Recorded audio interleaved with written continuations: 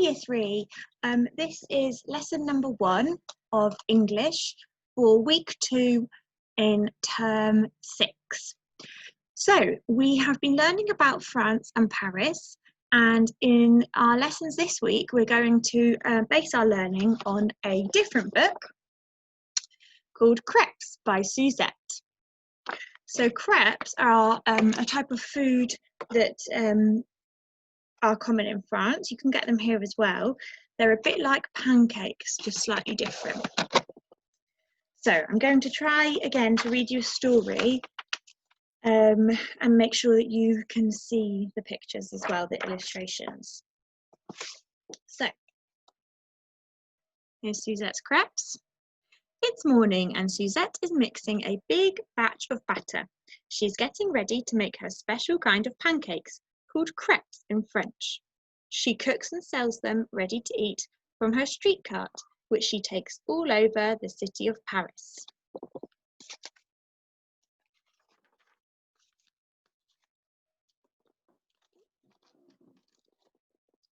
Close to home, Suzette goes to her neighbourhood market to choose the best fruits for her crepes. Finally, her cart is loaded with everything she needs for the day. Now she is ready for her customers. On y va!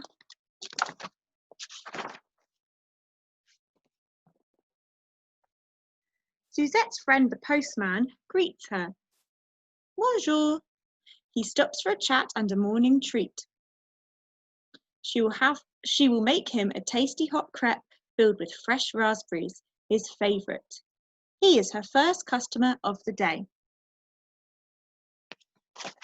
What I like about this book is that the background is real photos, so you can see some real scenes from Paris. Suzette pushes her cart into the park. The people sitting on the grass are happy to see her. She offers many different kinds of crepes, and it is hard for them to choose. They decide on crepes filled with fruit jams. S'il vous plaît. S'il vous plaît is how you say please. S'il vous plaît.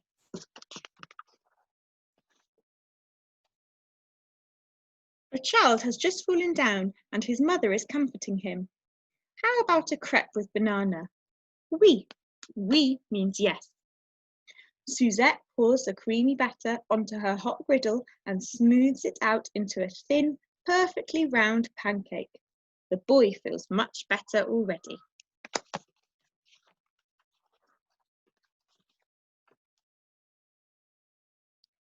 As Suzette pushes her cart along the river, she meets street musicians filling the air with fast, jazzy sounds. They signal her over and call out what they want. Their first crepe sizzles and the edges turn crispy and golden. Ooh la la! Oh, now you should recognise this building. Outside the museum, an artist is working on a portrait. He's ready to take a break and wants a snack.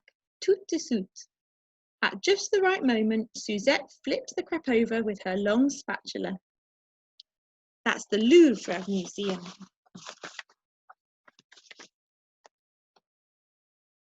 From the gardens close by come the laughter and chatter of children just dismissed from school. They all want crepes filled with chocolate. C'est bon. C'est bon means that's good. A fancy lady out shopping craves something sweet. The mouth-watering smells rise up from the cart and tempt her. Suzette folds the crepe neatly in half, then sprinkles it with sugar. Voila! Voila is what you say when you when you give someone something. Voila. Or it's sort of like saying, there you go. A dancer is on her way to the theatre for a rehearsal of tonight's ballet performance. Would she like a zesty lemon crepe to give her an extra burst of energy? Oui, bien sûr.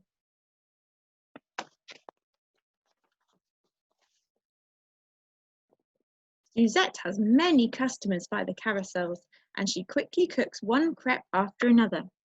She spreads them with delicious fillings and folds them into triangles to hand out. Vite, vite. Vite means quickly, I think. I'm going to check in the glossary at the back of the book what vite means. Vite means quick.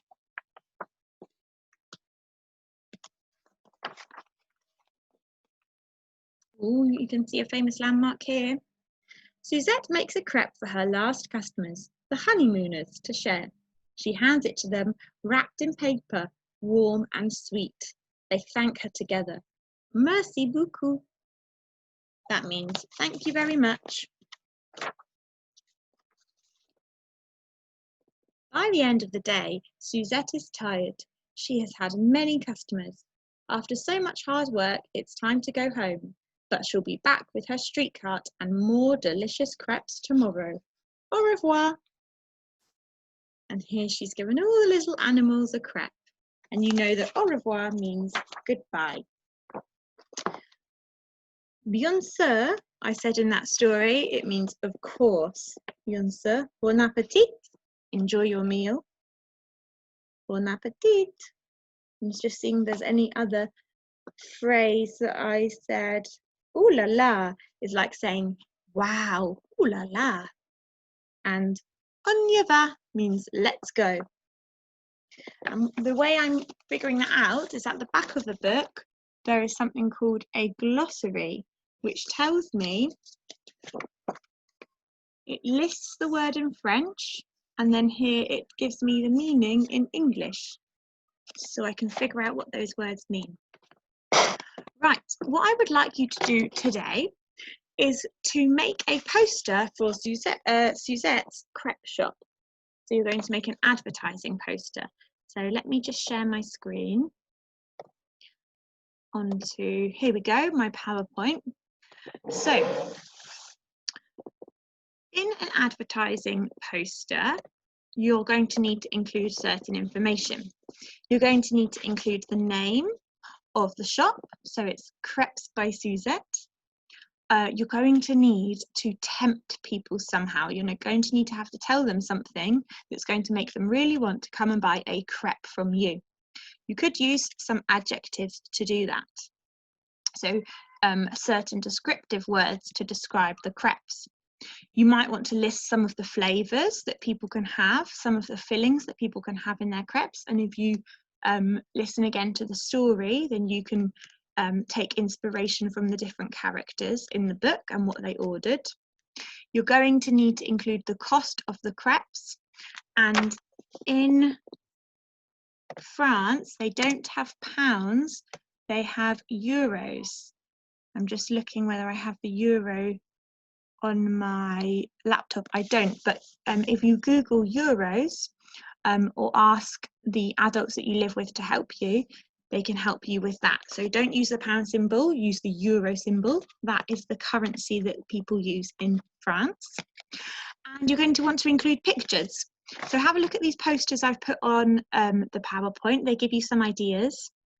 They've got pictures, they've got slogans to tempt people. So this innocent poster says, fill yourself with goodness. So what slogan could you use to tempt people to come and eat these crepes? You made some fantastic posters advertising Atlanta to tourists. So use some of what you learnt there in this poster. What we are going to do though, before I send you off to do that, is think about using a thesaurus. So in school we have lots of these little books, the thesauruses. They are different from dictionaries. You don't use them to help you with spelling, you use them to help you find more interesting words. So they help us find synonyms, words that mean the same but are different. So for example, instead of saying good, a synonym would be great. In fact, I think I'll look up the word good, because we might want to say that our crepes are good, but good is a really boring word. So what I do, I open up my book and the thesaurus starts at A. Can you see that? And all along the side here, these blue bits, the thesaurus is moving down the alphabet. So I need to go to the first letter of the word I'm looking up. I'm looking up great, good. good. So I need to go to G. I'm going to find G. Here we go. I've got to G.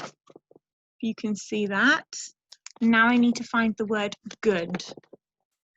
So again, I need to move down the alphabet. All words here are going to start with G, but I'm on words that are G-E.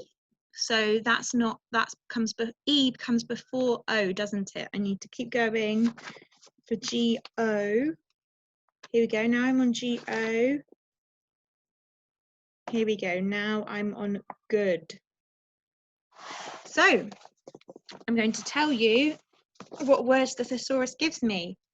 The thesaurus says delicious. It has specific words that you might want to use for food instead of good. Nourishing, tasty, appetizing, wholesome, and hearty. Fantastic, that gave me loads of words. Okay, what other word could I look up that I might want to use in my poster? I'm going to look up fantastic, because I want to say my crepes are fantastic, but I want some more interesting words. So what letter do I need to go to? F, I need to find F. And then I need to go quite near the beginning of F, because the next letter is A, and A is right at the start of the alphabet.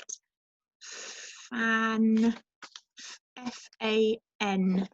F-A-N, so I'm just searching for fantastic. F-A, and oh, here we go, fantastic. So the other words that my thesaurus suggests to me are excellent, outstanding, superb, splendid. Oh, I like that one. Splendid, splendid, wonderful, tremendous. That's a good one. Tremendous. Marvelous, brilliant, fabulous. It's giving me loads of words. Fabulous and smashing. So by using the thesaurus, I've now got lots of much more interesting adjectives I can use to describe these crepes. Why don't you, if you have a thesaurus in your house, have a look and see if you can find some more interesting words you can use in your poster. So you can also borrow any of these words that I've found here myself from our school thesaurus. So I'm going to leave you on this page. I would like to see your posters for Suzette's crepes up on tapestry. Thank you very much, Year 3.